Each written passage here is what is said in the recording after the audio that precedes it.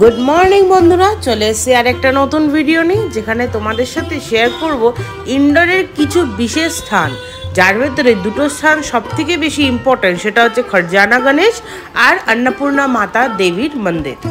খরজানা গণেশ টেম্পলে বলা হয় এই গণেশ বাপ্পাটা স্বয়ম্ভু, আর এটা 200 বছর পুরনো গণেশ মন্দির। যখন আলাউদ্দিন খিলজি এবং ঔরঙ্গজেবের যখন হামলা, ওই টাইম অফ পিরিয়ডের এই বাবা গণেশকে একটা কুয়ার ভেতরে লুকিয়ে রাখা হয়। তারপরে অনেক কিছু বছর পর তারপরে এখানে সাম্রাজ্যের যে রাজা ছিল, সে কুয়া থেকে সেই বাবা গণেশকে বার করে এই ভব্য মন্দিরটা বানিয়ে তুলেছিল। তো সেই মন্দিরটাই তোমাদের সাথে শেয়ার করব, বাবা গণেশকেও শেয়ার করব। বলা হয় ইনি এখানে স্বয়ম্ভু, আর ওনার চোখ যেটা জলজল করছে সেটা শুদ্ধ হিরে দিয়ে তৈরি। তো চলো আমার সাথে সাথে তোমরাও ঘুরে দেখো, দর্শন করো বাবা খরজানা গণেশ, ইন্ডোরের বাবা খরজানা গণেশ। আর এই মন্দির ঢুকতে ঢুকতে পরিসরে অনেক রকমের তোমরা ওয়াল পেন্টিং বাবা গণেশকে নিয়ে তোমরা দেখতে পাবে। আর জুতো রাখার তোমরা আলাদা করে কোনো চাপ নেবে না, আলাদা করে তোমরা বাইরে তোমরা জুতো খুলতে পারবে, শু ক্যাবিনেট করা আছে, যার কোনো টাকা লাগে না। যদি তোমরা মন থেকে কিছু ইচ্ছে হয় তাহলে দিতে পারো।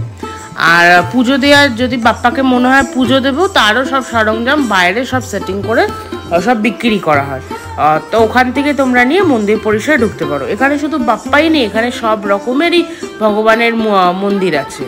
রাম সীতার মন্দির আছে, সাই বাবার মন্দির আছে, মা লক্ষ্মীর মন্দির আছে, হনুমানজির মন্দির আছে, তারপরে শ্রীকৃষ্ণ আর রাধা রানীর মন্দির আছে। তো সব রকমেরই ভগবান, শনি বাবার মন্দির আছে, সব রকমেরই ভগবানের মন্দির এখানে তোমরা পেয়ে যাবে।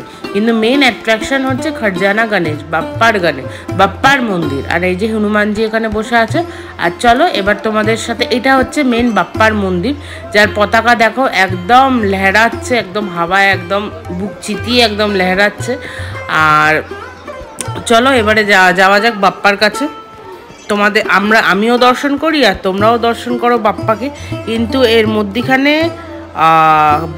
আচ্ছা, এটা হচ্ছে এখানে একটা ছোট জায়গা যেখানে বাপ্পার এখানে মূর্তি করা রয়েছে, আর হনুমানজি যেখান থেকে তোমরা ধাগা পরতে পারবে। আচ্ছা, এখানে কিন্তু ধাগা পরতে কোনো রকমের চার্জ নেয় না, এটা ফ্রি অফ কস্টে তোমরা রক্ষা কবচ হাতে পরতে পারবে।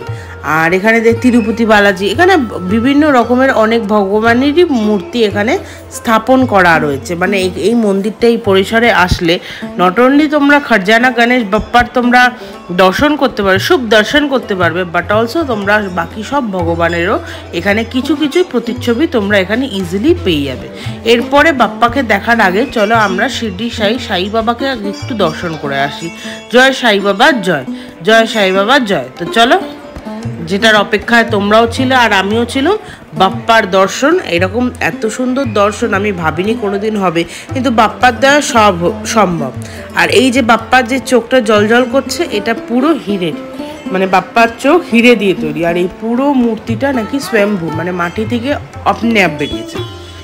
এই মন্দিরটা যেটা দেখতে পাচ্ছি, এটা ভিডিওর সেকেন্ড পার্ট, সেটা হচ্ছে মা অন্নপূর্ণার মন্দির, ইন্ডোরের সব থেকে বিখ্যাত মা অন্নপূর্ণার মন্দির। আচ্ছা, এই দুটো মন্দির আমি উবের টোটো করেছিলাম। তো আমাকে প্রথম কথা ট্রেজার আইল্যান্ড মল থেকে বাপ্পার মন্দির আমার থেকে নিয়েছে 180 টাকা, আর বাপ্পার মন্দির থেকে অন্নপূর্ণা মায়ের মন্দির নিয়েছে 55 টাকা, আর এখান থেকে মল্লারগঞ্জ নিয়েছে 60 টাকা। তো এটা ছিল ভাড়া। আর এই হচ্ছে অন্নপূর্ণা মায়ের মন্দির, যেখানে অন্নপূর্ণা মা বাইরে বিরাজমান করছে, আর ভেতরে বৈষ্ণোদেবী স্টাইলের লক্ষ্মী, কালী এবং দুর্গা, লক্ষ্মী কালী দুর্গা এরকমভাবে সেটিং করে সিদ্ধি বিনায়কের মতন স্টাইলে সাজিয়ে পুরো মাকে বিরাজমান করা হয়েছে। এবার চলো তোমাদের সাথেও শেয়ার করি। আর এই পুরো মন্দিরের আউটারটা পুরো সাউথ ইন্ডিয়ান টাইপের এটা বানানো হয়েছে। আর এই যে বাঁ দিকের সাইডে দেখতে পাচ্ছ, এখানে তোমরা জুতো খুলতে পারবে আর নিজের মন মতন তোমরা কিছু দিতে পারবে। আর মন্দির পরিসরটা অনেক বড়, বিশাল বড়। আর এখন বাজে 6:30। আর ইনডোর দেখছো একদম দিনমান, কোনো মানে অন্ধকারের ছায়া নেই। আর এই শ্রী অন্নপূর্ণা মাতা ইনডোর। তো এই মন্দির পরিসর বিশাল বড়, এখানে গাড়ি নিয়েও তোমরা আসতে পারবে, ভেতরে পার্কিং সিস্টেম আছে। আর চলো এবারে মন্দিরের ভেতরে ওঠা যাক।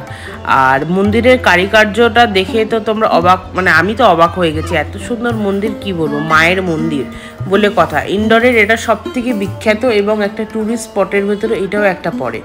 আরও যদি ট্যুরিস্ট স্পট তোমরা জানতে চাও সেটা হচ্ছে বড়া গণপতি পড়ে, রজওয়াড়া প্যালেস পড়ে আর লালবাগ প্যালেস পড়ে। রজওয়াড়া প্যালেস, লালবাগ প্যালেস আমরা দুটোই ঘুরেছিলাম, কিন্তু আনফর্চুনেটলি আমি আমার ফোনটা নিয়ে যেতে ভুলে গেছিলাম বলে তোমাদের জন্য শ্যুট করতে আমি পারিনি। কিন্তু রজওয়াড়া প্যালেসের টিকিট ফি হচ্ছে 40 রুপি, আর লালবাগ প্যালেসেরও ওই রকমই আমার থেকে নিয়েছিল।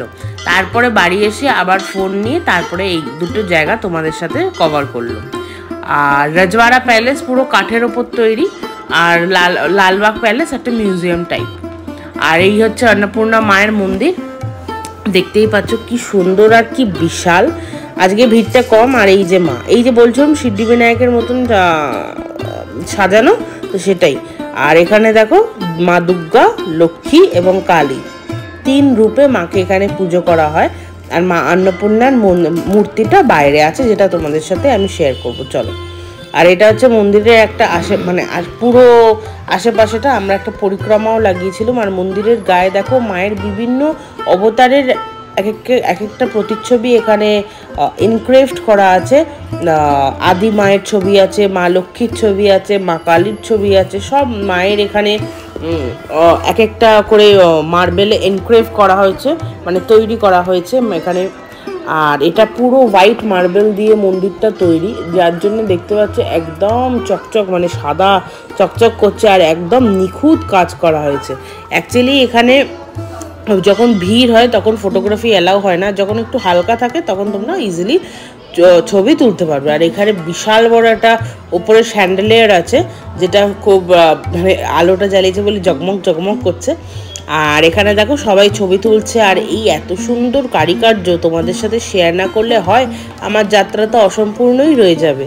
কিন্তু আমি খুব দুঃখ পেয়েছি যে আমি রজওয়াড়া প্যালেস আর লালবাগ প্যালেস তোমাদের সাথে শেয়ার করতে পারিনি।